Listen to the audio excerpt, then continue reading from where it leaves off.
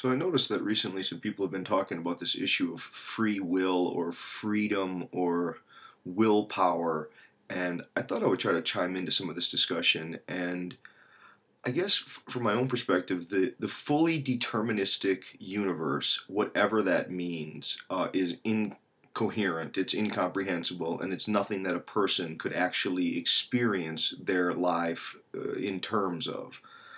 There are just too many words that give us a feeling of freedom, whether we're free or not. I mean, could it be that we are metaphysically determined? Yes, I'm willing to grant that, but there's another sense in which you would never be able to experience yourself that way. We have words like choice, like decide, like futile. And so I think just in general, if we're going to include into reality the human experience of reality, well, then there has to be at least the experience of something like deciding, choosing, and I guess various exercises of some kind of will capacity. And I do think that, yeah, most of the things we do out of habit, we do perhaps thoughtlessly, and we don't think of other options and then struggle against it. There are different ways to come at it. I mentioned in a previous video this wonderful little book here. I don't know if I can get that in there. It's called Rhetoric of Religion by Kenneth Burke. And I think Burke is really useful here. What he would do is he would offer a distinction. He thinks the free will and freedom versus determinism is a bad way to come into it. And so what he would offer is a comparative set of terms, and his terms are action and motion. And so there's three axioms that he starts with. First, there can be motion without action.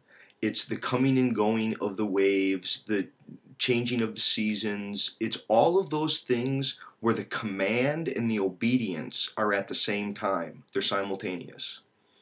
It's gravity, salivation of Pavlov's dog. We could come at it different ways. But again, the command and the obedience are at the same time.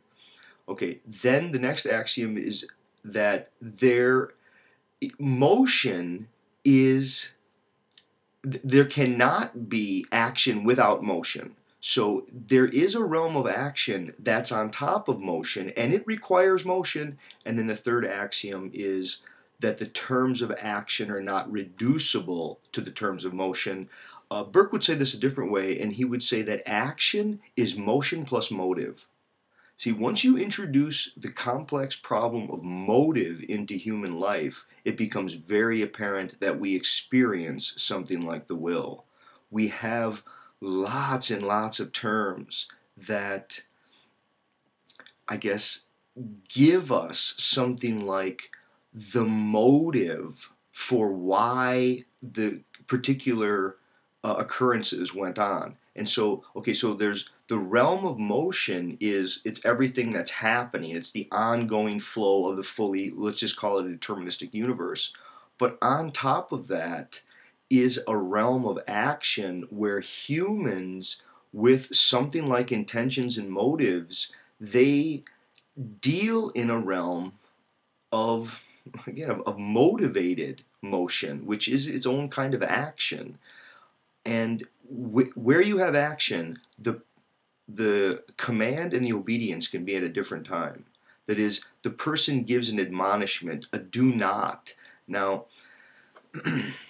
I guess we'd have to really get at the way the negative plays in. Now, for Burke, there's two things. One is that the negative makes action possible. It's blocking and various forms of thou shalt not and don't, which introduces a kind of fragmenting in the self whereby I, through being blocked, can now relate to myself and choose my actions in some way.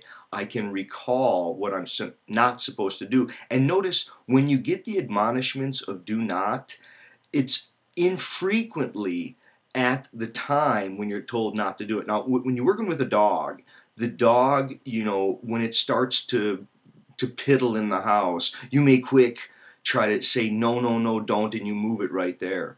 But in the human realm, we tell people thou shalt not murder and thou shalt not commit adultery, oftentimes before people are ever in a position to do it. That to Burke is significant. The fact that we can have admonishments at one time, even though the opportunity to act upon that deed or to refrain from that isn't right there available. Okay, that's one major issue. The second major issue for Burke would be mistakes. He would say mistakes happen, and oftentimes when a mistake happens, it opens an opportunity for action. So even if people are fully determined, I mean, whatever that means, if people try to push that, they couldn't experience it that way because accidents, mistakes, errors happen. There are errors in a fully deterministic world. See, I think this is part of the thing that maybe is being smuggled in. People aren't sufficiently addressing the issue of error. But once error happens, this oftentimes precipitates unforeseen situations in which habits now can't be relied upon, and people do feel something like, there is a range of possible responses. Even if the range has been determined, the person's experience of a selection, I think it comes, again, from a kind of an experience of choice and from a felt sense of what they ought to do. And that ought, I think it's a temporal experience. See, some of this is about the human experience of time. I think the more that we try to get at what we mean by free will or what we mean by freedom, we're trying to address the way that humans seem to be open to the future rather than just pushed along from the past. As soon as we deal with a time which is elongated or stretched or includes a telos, what Aristotle would call an entelechy, a sort of a toward the end of the line motivation, it changes the dynamic of what we mean by causality. See, I mean, even the word motive, see, the word motive is problematic because sometimes the word motive means because of, and I trace something back to a prior occurrence and I say, well, why did you do that? Well, I did that because of. But there's also another motive, which is in order to. When someone asks, why did you do it? I say, well, I did it in order to have some thing occur.